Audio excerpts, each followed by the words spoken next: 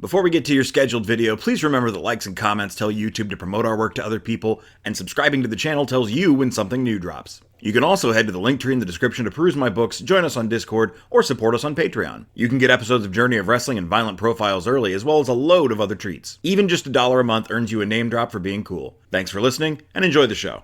Greetings and salutations, my fellow exhausted authors. It is I, Eric J. Chucky, joined as always by the boy. Hey! This is the Two Nerds Podcast. Before we dive into things we need to talk about who's cool, that would be Harmony, a guy from Ohio, Passion Killer 7-Eleven. I said that one kind of weird, 7-Eleven. It's not that hard. No. It's not like I even tried to say something else. I don't know what happened there. True City KTL, on the tip of your tongue, and Rob. Is that who I forgot? Did you say Rob twice? A guy from Ohio? Did you say a guy from Ohio? Harmony, Passion Killer 7-Eleven, True City KTL, on the tip of your tongue. I said them again. You got it twice this week. Yeah, that's, bang for your buck. Yeah, or I really tripped over the word 11 for some reason, and here we completely blew all your circuits, yeah. Last week, we did one of our more popular series, the tier lists on cartoons from the 2000s, and I said we could have split that up into 2 episodes, but we've got so much stuff to talk about, there's no need for that. This week, we don't have anything to talk about. The short version is, eventually there will be an X-Men 97 episode. I am trying to rewatch the entirety of the original series first before we commit to that. I'm not. And I was finishing my book. I was doing the first main editing pass on it, so expect to see that talked about here soon, where you can pre-order it, where you can order it, etc., etc., etc. So, we are doing one of our least popular series, but we still love it, and we're glad for those of you who are listening here today. Two Nerds Don't Go to the Movies, where we talk about movies we did or did not see. This is the retro version. Because it's honestly more fun. It's 1994. I'm like 8 or 9. You're 5. Something like that, yeah. Yeah. We're in July, and let's see how far we get here. You'll know already by the title. We're starting with a big one. Hey, who doesn't love Baby's Day Out? Me. I've never seen it. It's got Joe Mantegna, Lara Flynn Boyle, Joe Pantoliano. You like that guy. And Brian Haley. No one knows who that is. This is not my kind of entertainment. I feel like there was a me who was interested in this. Like, Honey, I Blew Up the Kid level stuff. I mean, it's probably fine. It's a John Hughes movie. So, I imagine it's reasonably fine. Reception, no. It's bad. Oh, yeah, okay. 24%. Wow. Rotten Tomatoes isn't super reliable, but... It was also on several worst lists. Well, I'm glad I never saw this then. Yeah. There was going to be a video game. Well... No. Wow. Okay. Yeah, but as I was saying, there's a version of me that was maybe into these kind of movies. I am so far detached, so far removed from that me that I can't even begin to tell you. The only babies, there's a weird amount of baby adventure movies, actually, now that I'm thinking about it. I've seen Look Who's Talking 2. Look Who's Talking is okay, and I remember Look Who's Talking 2 being not as good, but still not bad. The one with the pets. Yeah. I don't think I've seen the original Look Who's Talking. It's okay.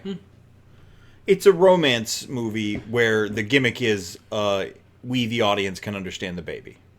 Okay. That's fine.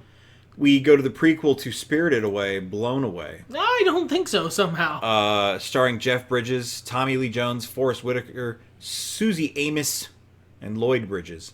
That looks pretty... we didn't describe Baby's Day Out. Baby had a day out. Baby got lost in Chicago, I think. I think Baby's Day Out is like a 90-minute version of an old Looney Tunes sketch. Basically, yeah. Got to get that baby. It's gone. And it goes into hijinks. This is about a bomb squad pursuing a bomber. Yeah, in Northern Ireland. Oh, no, it's in Boston. Okay. Yeah. He escapes from... an IRA guy escapes, and then he does a bomber. Yeah, because the IRA was well known for the fact that they just loved bombing, and there wasn't any reason for it. No, certainly not. I didn't see this. The cast looks pretty good, but this doesn't sound like my kind of movie unless the dialogue is really stupid. Then it would be my Tommy kind of Lee movie. Jones is usually reliable to be like fun to watch. He says whatever bullshit lines you give him with a lot of verve. Jeff Bridges and Forrest Whitaker are also pretty solid. I imagine this movie is perfectly normal. I do not want to watch it. Me either. The 1994 The Shadow, based on the comic book character, the pulp action star, featuring Alec Baldwin, a bunch of other people, Ian McKellen, Jonathan Winters, and Tim Curry. I was a little young at the time, and I'm gathering it wasn't very good. I don't think I've even heard of this, which is odd for a superhero movie. Or like a proto-superhero movie. Yeah. I'm not a big fan of Alec Baldwin. That wouldn't stop me from watching it, but I thought the first one of these that happened like in this general area was after Sin City. Yeah. That's interesting. Yeah, I'd forgotten all about this. I remember this poster now that I'm looking at it, but I spent a lot of time in video stores. Frank Welker played Furba, the mystical dagger. Well, good for Frank Welker. Yeah. So, I just it went under my radar. Forrest Gump. This one I've seen, you might be surprised to hear. Yeah, I didn't see it at the time. I was still a little young. It was a few years before I saw it. I have seen Forrest Gump an absurd number of times. I've only seen it a couple, all told. Well, I grew up in a specific era where there was a time of year where if you turned on certain channels on cable, A Christmas Story was just on. And on those same channels at a different time of year, if you turned them on, Forrest Gump was just on. So I have seen Forrest Gump a lot. Yeah, it's a solid movie. Legendary, in fact. Great acting, great characters, poignant scenes. Darker than you might remember, honestly. Yeah, there's a lot you have to struggle with. A lot that is open to interpretation. Jenny's not a very nice person. Or she is. I like the scene where she throws rocks. That is a good scene. I like that scene. Meant a lot to me at the time and still is very important. That's Entertainment 3. Well, you know what? I'd be lost. I haven't seen 1 or 2. Well, it's a compilation film. I'll be even more lost then. Yeah, it's just outtakes, unfinished numbers, and behind-the-scenes glimpses of old musicals. So this is kind of like what you would see a few years later out of the theaters on like basic cable about a Sunday that they made a really long, spent all week marketing for. I didn't see this. I might have seen some of these outtakes on the internet 30 years later. Yeah, to me, this is like the kind of thing you would see on like a blooper reel. But it's all movies that were way before blooper reels. He's heartbroken about something, and I don't know what. I just realized this was 30 years ago. Oh, buddy. Yeah. Yeah, I'm all right. was. I'm okay. You say you're fine, but you're not fine. They ask you how you are. Yeah. Pentathlon, that looks pretty sick. Yeah, you're saying that because Dolph Lundgren. Dolph Lundgren is an East German Olympic gold medalist on the run from a lethal coach. Oh, play to win. If you lose, you die. Jeez, that's good. God, there was a period of time That's where we good. all thought Dolph Lundgren was going to be like a big action star, huh? I think we failed him. I think the world failed Yeah, Dolph I Lundgren. don't think that's on us, or on him rather. Cool. Wow, 3.5 stars. That means it's brilliant. Yeah, I'll watch Pentathlon sometime. That sounds fun. I hope I don't come to regret that, like the last 2 movies from this list that we've watched. It's really the 2 movies. It's really been an O for 2. A re-release of Doctor Strangelove, or How I Learned to Stop Worrying and Love the Bomb. I'm not going to cover this. I've never seen it. It's legendary, but I have never felt like sitting down. My and favorite watching part about this movie has nothing to do with the actual movie. It's that it is a prank. They did one entire cut of the movie that was serious, And then the director was like, all right, now that we got the real one in the can, go ahead and do one that's just wacky, wild, crazy, and, just for fun. And then he released that one like a bitch. Stanley Kubrick, you were a piece of shit. Just a huge piece of shit. I remember the marketing for this one, Angels in the Outfield. I've seen this. This was fun. I bet. That was Danny Glover, Tony Danza, Christopher Lloyd, Joseph Gordon-Levitt, Adrian Brody, Matthew McConaughey, and Neil McDonough. Wow. Yeah, it's very star-studded for the actors that I really love. People who would have been important 20 years later. Yeah. Christopher Lloyd is amazing in it. He's the main angel. And then the protagonist is Joseph Gordon-Levitt. He was of the kid movie age. Yeah. I learned now that this is a remake of a 1951 film. Can you give us a brief summary of the plot? Yeah. Without looking, because I saw this when I was a child, I believe the plot is the kid, Joseph Gordon-Levitt, is some sort of baseball prodigy or something, and Christopher Lloyd as the angels. And Christopher Lloyd and I believe other angels have to help him win a baseball thing. It's something to do with saving his parents' marriage somehow. Yeah, that makes sense too. Sure. I don't remember much about it. I just remember having fun with it. I remember Christopher Lloyd being great. I remember the ads a lot. This was advertised a bunch. Mi Vida Loca. 1993 coming-of-age drama film. You guys know how I love those. Centers on cholas in Echo Park of Los Angeles. Struggle to keep romantic entanglements, friendship, motherhood, and gang membership. This is, seems like it should have been an HBO series. I think if this came out a few years later, it would have been an HBO series. This has that vibe. I know nothing about it. This is the first I've heard of it. So. I've never knew this existed until now. So, True Lies. This one's excellent. Also, This is a great movie. One of Arnold's most fun. I don't think I've seen this one. This is the one where Jamie Lee Curtis does a striptease. You would have remembered seeing this one. I've seen that. I don't think I've seen the movie. It's a very fun movie. It is essentially do you know the premise of Mr. and Mrs. Smith? Unfortunately, I have seen that movie.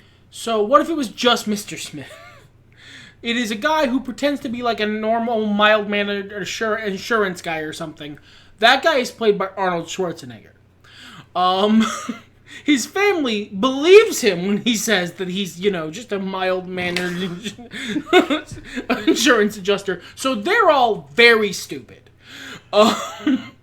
He's actually a super spy, and then his super spy life intrudes upon his regular life, and his family is caught in the crossfire. Wow. Jamie Lee Curtis must become like a spy lady. That sounds pretty good. It's fucking astounding. I might have to check At one point, they fight a jet. Spectacular. It's True Lies, so I'm not going to bother keeping it up there. I've heard of it, but I will have to look into that. We can add that one to the list. I know it's good. The Client. Well, you've seen it, so... Could we just maybe add some good movies to the list? I feel so bad about our list. It's so terrible, I guess. Susan Sarandon, Tommy Lee Jones, Brad Renfro, Mary Louise Parker, Anthony LaPaglia, Anthony Edwards, and Ossie Davis, based on the John Grisham novel. I recognize the name. I'm not a Grisham guy. I went through a huge Grisham phase in my teenage years. I read like every John Grisham novel up to the point when I was like 16, and he's released 300 since then. I haven't read any of them. When I stopped, when I was full, I filled up the entire meter, and it's still full. We haven't lost any from that tank. I don't suppose there's much like the similar movie, a Susan Sarandon striptease in this film. It would surprise me. Okay. If this is...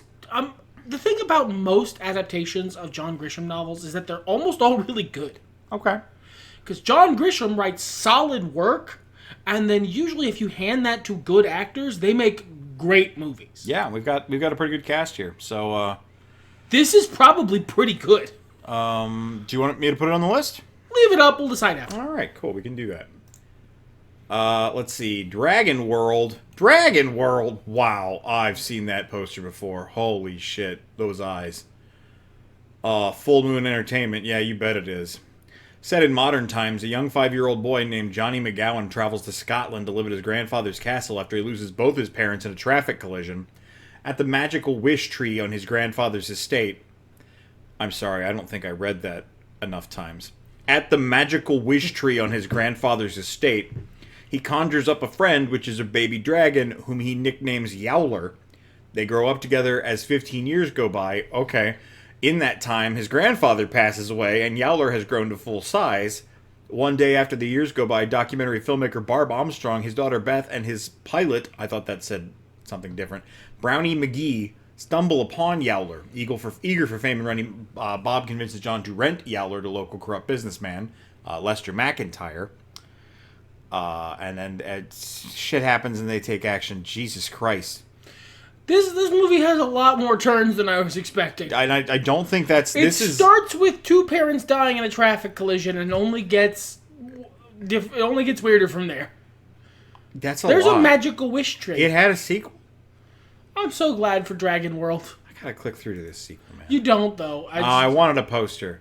It's got Drake Bell. Wow! The sequel was a while later, I guess. Lassie, the dog from the show. Alright, you want a hot take? I think it's going to be lukewarm here. Go ahead. I don't give a shit about Lassie. I don't give a shit about... Nice dog. I'm sure the dog's Nothing nice. against the dog. Dog's great. What I don't a like pretty any of dog. those people. I don't care. I don't care. The dog is nice. I'm sure it's like 12 dogs, and I'm sure in the original, 50s TV series it was 46 dogs, and they shot one at the end of each episode.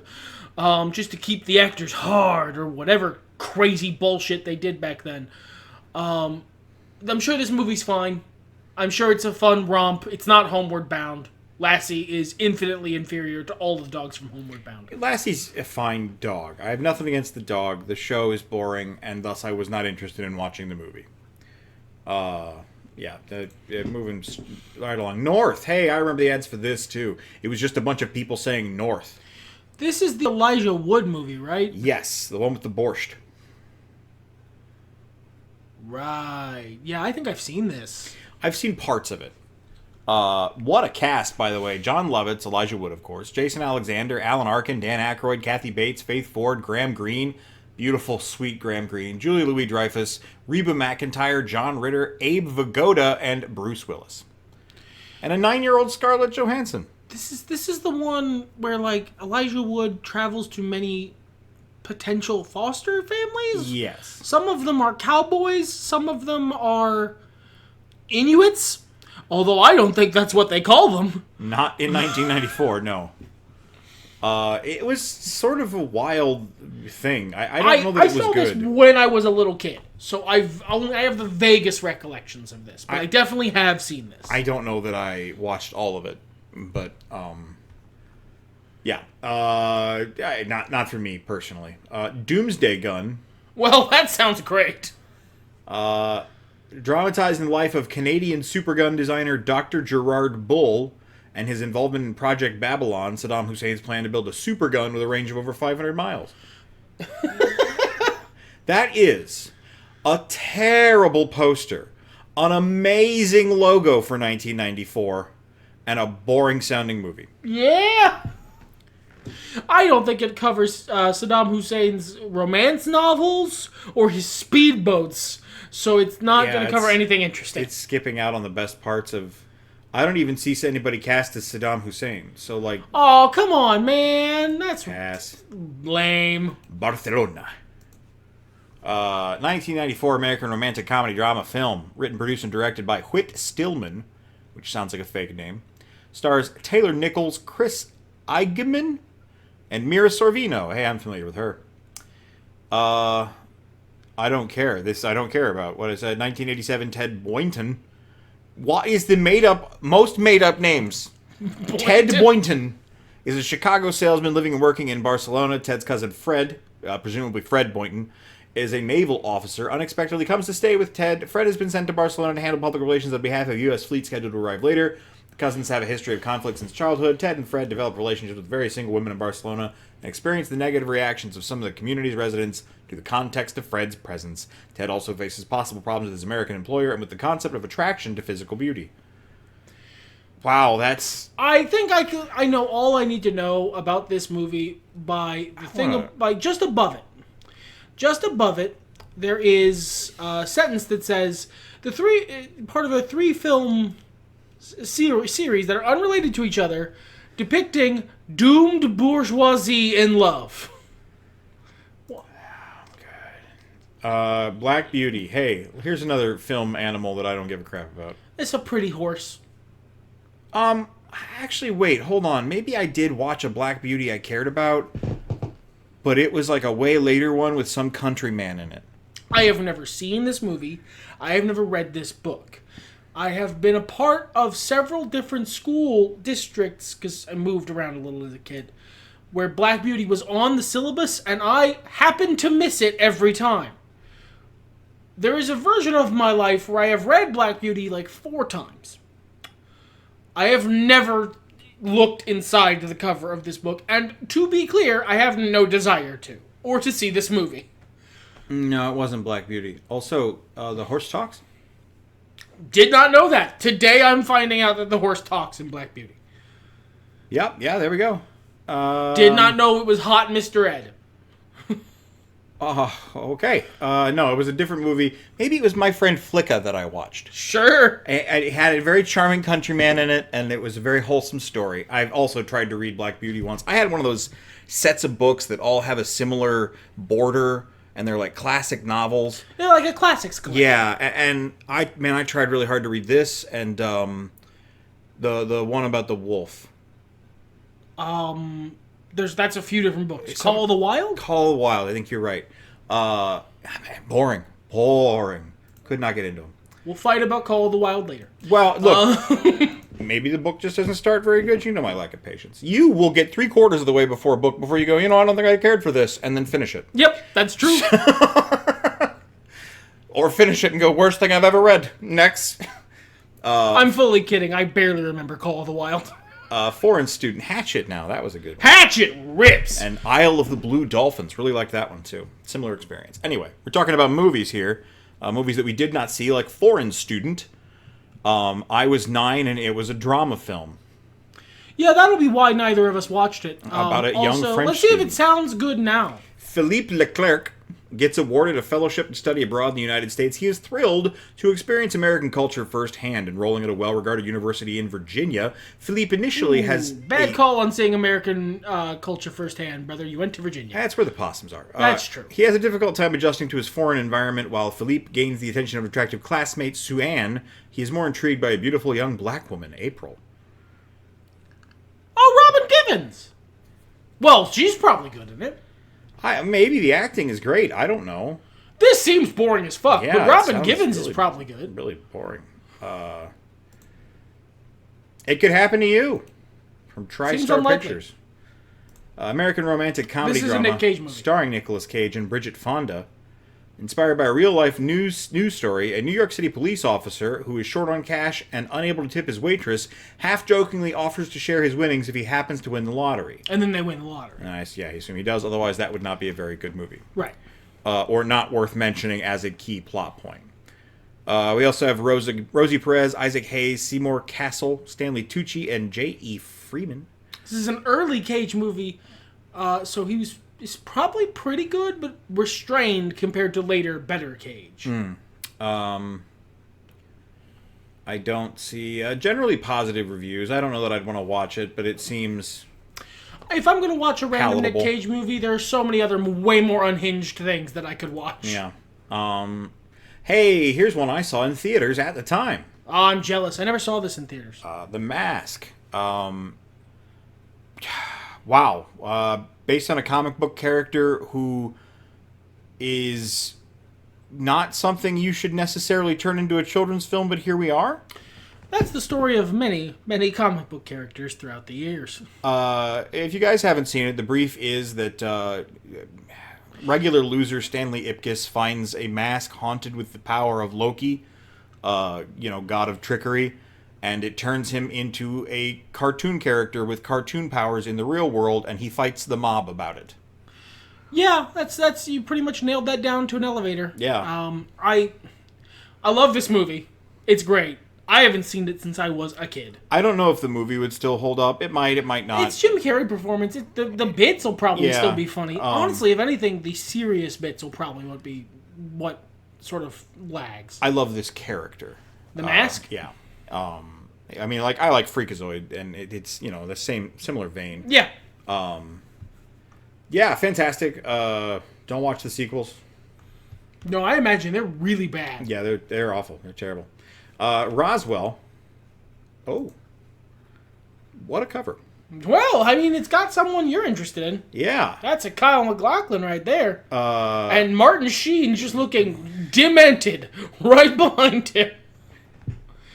Honestly, they both kind of got a demented vibe going on. It's a TV film based on the supposedly true story of the Roswell UFO incident. Who knows? I can't imagine it's very good. I'm wigged out by alien stuff. It's a mid-90s McLaughlin, so he's probably putting in a fine performance. Yeah. Look, I can watch Kyle MacLachlan eat dry toast, and have. His TikTok is wild. I don't know. I could have seen a world where I was about 5 years older and into this. I didn't get into Kyle MacLachlan until I was in my 20s. So that part wouldn't have been absorbing. But I could have seen me looking into this. I was really... Before I recognized how much aliens wigged me out, like the creepy alien stories, I was so fascinated by them. So I'd like watch them all the time and then wonder why I was so scared all the time. So yeah, I could have seen myself cottoning to this. Well, we've got a lot of time left, and August is pretty full. Yeah, too much time. Not enough time for August, too much time for anything else. So now here at the end of the podcast, where most of you have already tuned out, and I don't say that as a critique, I say that as a reality. It's okay. It's okay. Don't feel bad. I'd rather you didn't. Hey, if you're still here, leave a comment letting us know. Like and subscribe and all that. Yes, we've got the Patreon. You can become cool for just $1. David Thewlis was in Black Beauty. Huh. How about that? There are a lot of things we're excited to podcast about. As I said before, X-Men 97, and in that vein as well, X-Men. There is a stupid thing I want to do for cartoons that came out in the 20-teens, but it's going to take me a long time. I'm not doing that. He's not doing that, but he will be here. I've had a couple of ideas that make me look stupid, ridiculous, foolish. And you want to do them anyway? And I feel like you would also take glee in being the what's that man who runs that silly game show on the internet? Sam Reich. Yeah, you to be him to my me. I have been here the whole time. You have been here the whole time. We do want to talk about Baldur's Gate 3 eventually. That requires me beating it, and well, we'll see when that happens. We'll see when that happens. One way or another, you guys will get a podcast about that eventually. Otherwise, I don't put out the call often, and we're certainly not low on things to talk about on this, our 10th anniversary year. But if there's ever something you think would be neat for us to talk about, even if you are not subscribed to the Patreon where you get to tell us what to podcast about, and we only have so much power to fight you on that, if you submit something in the comments, we frequently do episodes on it. Just last week's episode on the 2000s cartoons came from a comment. Yeah, it came from a comment. Yeah. So we like to hear from you guys. I pay attention. I read stuff. Even when you're really unflattering and mean to me, I read it, and I think about it a lot, and I cry my little tears. And I have really small tissues that I dab at my tiny tears with. So if that's fun for you, I guess, hurt my feelings. He's doing like a bit, but I've seen little tiny tissues. They're very small squares. You would think they would be just torn pieces off a larger tissue. No. Purpose made. Very small. I have a tiny tissue manufacturer and supplier in Sheboygan, and I get a bulk discount rate. What state is Sheboygan in? It's Oregon, isn't it? I don't know. I'm asking. This is not a test. No, I'm sorry. It's in Wyoming. I apologize. It's Wyoming. People say it because it's a funny word, and I realize I have no idea. tell you vamp for 5 seconds and I'll Google it. Okay. So, Gotta spell list. Sheboygan now. the list that we've accumulated from this whole series, both the modern and retro versions. Wisconsin. Okay. Now I know. Is full of movies that we thought were interesting at the time. But so far, dear viewer, Yeah, that is another thing we want to do. Is we're watch more. really fucking bad at picking movies. So, when tutors don't go to the movies. Oh, why? Here are all the reasons we're interested in these, and all the ones we are interested in turns out terrible. Just terrible movies. Just bad, unpleasant experiences. Yeah, I would like to. If we had. I just want to win. I just want one win. Yeah. But we keep avoiding the ones that are really easy, like the Poirot ones and some of the other films that are like, oh yeah, we both meant to see that. It just got past us. Well, yeah, because we seek out better content, and a thing neither of us have heard of before, and that's more interesting content, and turns out it's a bad movie, though.